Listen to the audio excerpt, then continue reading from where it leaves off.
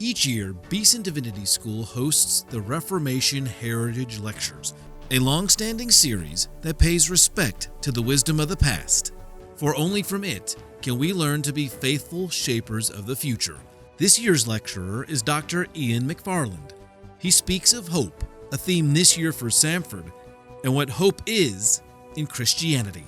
What the Christian doctrine of hope points us to or challenges us to do is to come up with a way of talking about hope that recognizes that the ultimate fulfillment of human life is beyond this world without making that an excuse for ignoring the situation in this world. Let me give you an example. There are a lot of things I can hope for. I can hope for a cure for cancer, for example. I can't hope that 2 + 2 will equal 5. Dr. McFarland is one of many fantastic guests Beeson welcomes throughout the year, and he's thankful for the many different voices that carry on important conversations.